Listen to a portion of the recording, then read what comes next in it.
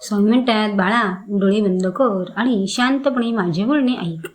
स्वामी म्हणतात, बाळा तुझ्या जीवनात किती वादळे पाऊस आला तरी पुढेच जात जा. मागे वळून सुद्धा पाहू नकोस. मी आहे तुझ्या पाठीशी. तू माझे मनापासून स्मरण करीत जा.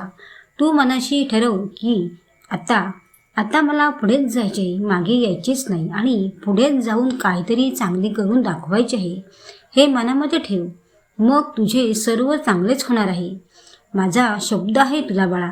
अरे तू मनामध्ये म्हण, माझ्या आयुष्यात कष्ट करताना त्रास झाला तरी चालेल, माझे स्वामी आहेत मला मदत करायला, असे म्हणायचे.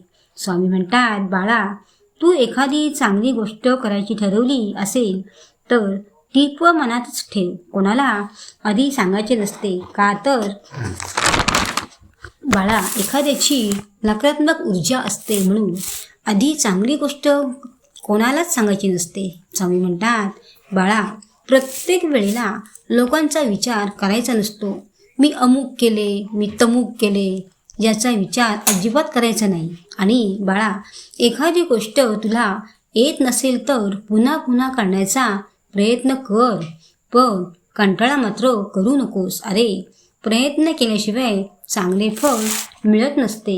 स्वामी म्हणतात, बाळा तुला माहीत आहे काय, अरे आम्ही अशक्य गोष्टही शक्य करून दाखवतो. तू फक्त प्रयत्न करीत राहा आणि स्वतःशी ठाम राहा. अरे बाळा तू उन्हात गेलास तरी तुझे आम्ही रक्षण करीत असतो. स्वामी म्हणतात, बाळा एखाद्या काळोख्या रस्त्यात जरी तू एकटं असशील तरी आम्ही तुझ्या पाठीमागेच असतो, पण आम्ही तुम्हाला दिसत नसतो. बाळा तू प्रवास करताना गर्दीत घाईत आम्ही तुझा हात पकडतो, हे पण तुम्हाला माहिती नसते. अरे एवढेच काय, तुला जर गाडीत बसायला जागा आम्ही करून देतो. अरे माझ्या भक्तांची मीच काळजी घेतो रे, ती पण त्यांचे शेवटपर्यंत रक्षण करणार.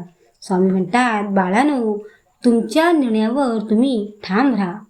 तुमचा अर्धवट निर्णय सोडू नका. अरे मी सर्वत्र आहे, तुम्ही मला शोधू शकणार नाही. माझे मनापासून नामस्मरण करा आणि माझ्यावर विश्वास ठेवा. आणि मी असताना बाळांनो चिंता अजिबात करू नका. मी आहे ना, सर्व काही चांगलेच होणार आहे. आणि माझ्यावर तुम्ही विश्वास ठेवा आणि माझे नाव घ्या. श्री स्वामी समर्थ.